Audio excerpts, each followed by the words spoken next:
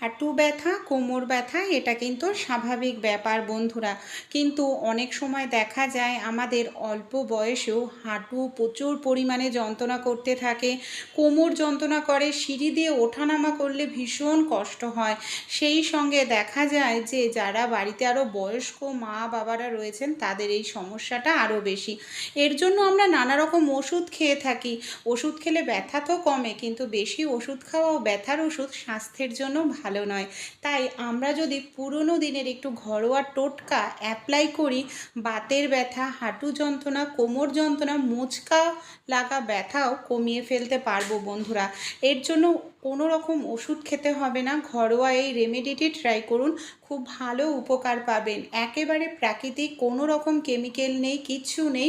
আগেকার দিনে এই কিছু ঘরোয়া রেমেডি কিন্তু মা ঠাকুমারা অ্যাপ্লাই করে যে মোচকা ধরার ব্যথা দূর করতো, হাঁটু ব্যথা, কোমর ব্যথা পর্যন্ত দূর করতো।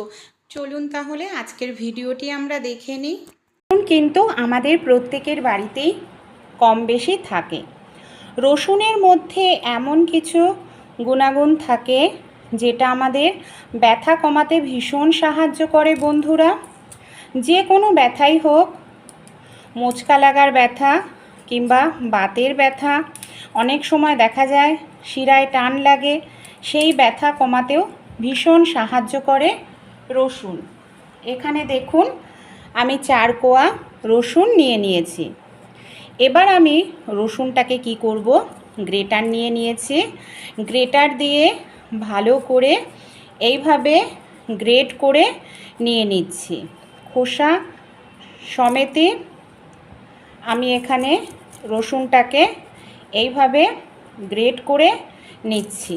রসুনের সঙ্গে আরও কিছু জিনিস আমরা যদি ঠিকঠাক মতো অ্যাপ্লাই করি, আমাদের হাঁটু ব্যথা, কোমর ব্যথা খুব সহজেই দূর হবে।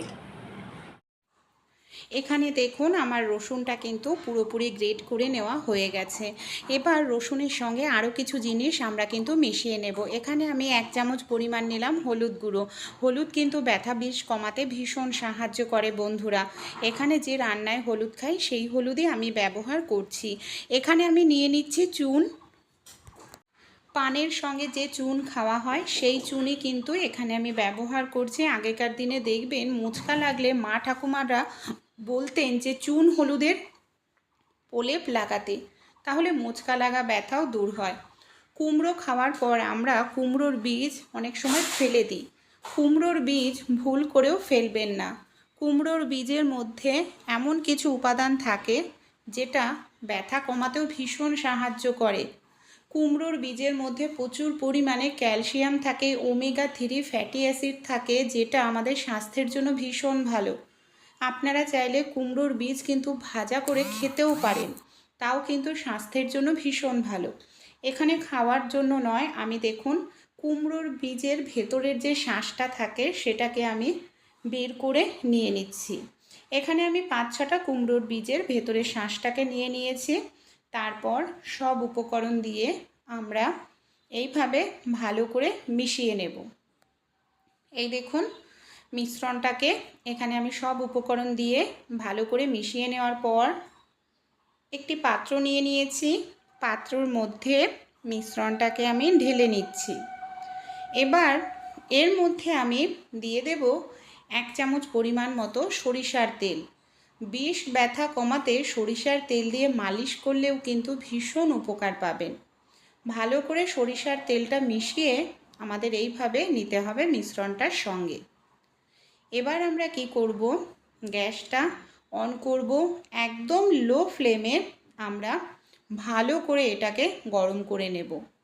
এটাকে ধীরে ধীরে ভালোভাবে গরম করতে হবে, নাড়াচাড়া করতে হবে যাতে পুড়ে না যায় মিশ্রণটি। তাই এইভাবে সময় নিয়ে আমি ধীরে ধীরে এটাকে ভালো করে গরম করে নিচ্ছি। আর এটাকে কিন্তু হালকা যখন উষ্ণ গরম থাকবে তখনই আমরা অ্যাপ্লাই করব। এটা অ্যাপ্লাই করার আগে আমাদের আরও একটি কাজ করতে হবে। আমাদের বাড়ির আশেপাশেই যে গাছটি থাকে বন্ধুরা, সেটা হলো আকন্দ গাছ। আকন্দ গাছের পাতা, ফুল, ফল ব্যথা কমাতে, বাতের ব্যথা এমনকি যে গাঁটে গাঁটে ব্যথা হয় সেই ব্যথা কমাতেও ভীষণ সাহায্য করে। এমনকি এটা কিন্তু একটু বিষ জাতীয়, তাই এটা যাতে মুখে না যায় সেটা অবশ্যই খেয়াল রাখবেন, কারণ এটার যে সাদা মতো রসটা বেরায় সেটা প্রাণীর শরীরের জন্য ক্ষতিকর। আমরা যে রুটি তৈরি করি যে তাওয়ায়, সেরকম তাওয়া নিয়ে নেবেন। আমি এখানে লোহার তাওয়া ব্যবহার করছি। লোহার তাওয়া ভীষণ ভালো হয়। লোহার তাওয়াটাকে গরম করে নিয়েছি। তারপর আমরা এখানে দুটো আকন্দ পাতা নিয়েছি। আকন্দ পাতাটাকে লোহার তাওয়ার ওপর রেখে সবার প্রথমে ভালো করে একটু গরম করে নেব। আপনারাও এইভাবে ভালো করে একটু আগে গরম করে নিন। এপিট ওপিট ওলট পালট করে দেব। আর ওলট পালট করার পর আমাদের এটাকে ভালো করে গরম করে নিতে হবে। দেখুন এটা আমার ভালোভাবে গরম হয়ে গেছে। গ্যাসটা বন্ধ করে দেব। এখানে আমার তেলটাও রেডি হয়ে গেছে আর পাতাটাও ভালোভাবে গরম করে নিয়েছি। তেলটা একেবারে গরম নয়, যতটা গরম আমরা সহ্য করতে পারি। আমাদের যেখানেই ব্যথা, কোমরে কিংবা হাঁটুতে যেখানেই ব্যথা, এই যে আমরা চুন তেল তৈরি করে নিলাম, এটাকে কি করব, এই চুন তেল দিয়ে হাঁটু হোক কিংবা কোমর কিংবা কনুই যেখানেই ব্যথা হোক না কেন এটা দিয়ে মালিশ করতে হবে। 2 থেকে 3 মিনিট আপনারা মালিশ করুন। মালিশ করলে কি হবে, রক্ত চলাচলটা ভালো হয়। আর রক্ত চলাচল ভালো হলে কিন্তু নার্ভ সচল থাকে, বিষ ব্যথাও কম হয়। তাই আপনারা এইভাবে 1 থেকে 2 মিনিট খুব ভালো করে মালিশ করুন। আর উষ্ণ গরম অবস্থাতেই মালিশ করবেন, ঠান্ডা করে নয়। তারপর যে আকন্দর পাতাটা আমরা গরম করে নিয়েছিলাম, মালিশ করার পরে এই পাতাটাকে এইভাবে ব্যথার জায়গায় দিয়ে দিন। আকন্দর পাতা বিষ ব্যথাটা টেনে বের করতেও সাহায্য করে। এইভাবে আকন্দর পাতাটাকে দেওয়ার পর কোনো কাপড় নিয়ে নিন। কাপড় দিয়ে আমাদের কি করতে হবে, জায়গাটাকে এইভাবে বেঁধে দিতে হবে যাতে অনেকটা সময় পর্যন্ত গরম থাকে। গরম থাকলে দেখবেন বিষ ব্যথা অনেকটাই তাড়াতাড়ি কমতে শুরু করে।